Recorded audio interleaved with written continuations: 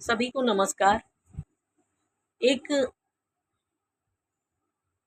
Fact जो आप लोगों के साथ आज मुझे शेयर करना है वो ये है कि बंगाल और बिहार के अंदर चुनाव होने जा रहे हैं, तो विपक्षियों के द्वारा बहुत सारे हथकंडे अपनाए जाएंगे और उन हथकंडों में से जो प्रमुख हथकंडे उनके पास हैं वो है कास्ट सिस्टम और दूसरा है रिजर्वेशन। इसके अलावा उनके पास कोई मुद्दा बचा ही नहीं है। तो इन्हीं दो फैक्ट्स के ऊपर या इन्हीं दो हथियारों के द्वारा उनके माध्यम से हमारे ऊपर प्रहार किया जाएगा। आज मैं एक वीडियो देख रहा था जिसके द्वारा सवर्णों को ये बताया जा रहा था कि बीजेपी शासित उत्तराखंड में रिजर्वेशन को 85% कर दिया गया है और मध्य प्रदेश में रिजर्वेशन को 73% तक लेकर जाने की तैयारी चल रही है। तो ये मामला है क्या? इसको जब मैंने समझने की कोशिश की तो फैक्ट ये है कि असल में उत्तराखंड के 85% रिजर्वेशन के मामले को पहले समझते हैं। नेशनल एंट्रेंस एलिजिबिलिटी टेस्ट यानी कि नीट का जो एग्ज़ाम होता है, उस एग्ज़ाम में उन्होंने 85% रिजर्वेशन लगा रखा है अपने मूल निवासियों के लिए। अब ये मूल निवासी शब्द जो है यही खेल है। इसको इतनी इतनी प्रकार से बोला गया है और इतनी बार बोला गया है कि मूल निवासी शब्द आते ही जान पड़ता है कि मानो SC ST OBC की ही बात हो रही है। जबकि मूल निवासी का अर्थ है कि उस स्टेट में रहने वाले सभी लोग, ब्राह्मण क्षत्रिय वैश्य शूद्र सभी।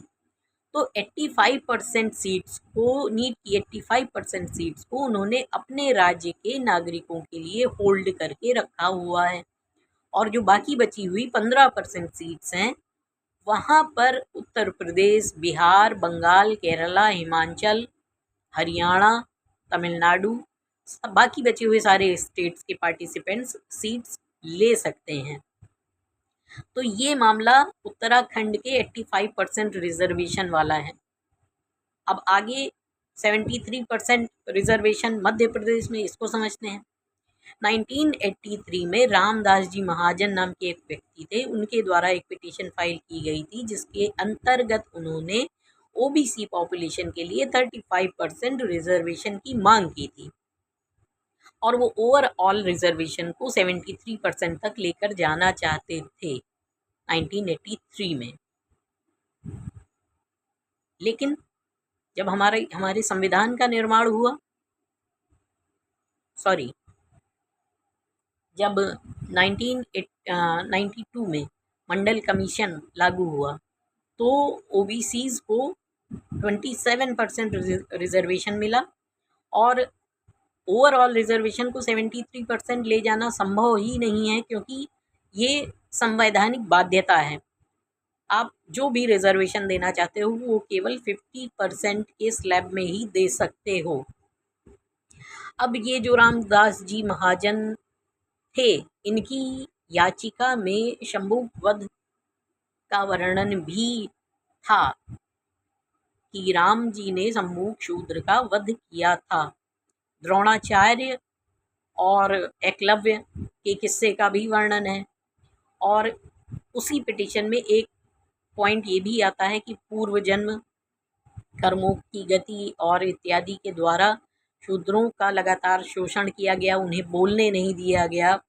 ये सारी चीज़ें वहाँ पर लिखी हुई हैं, वो लिखी हुई हैं, लेकिन जो प्रचार किया जा रहा है कि ये गवर्नमेंट के लॉयर्स के द्वारा ऐसा पिटीशन फाइल किया गया है, ऐसा नहीं है।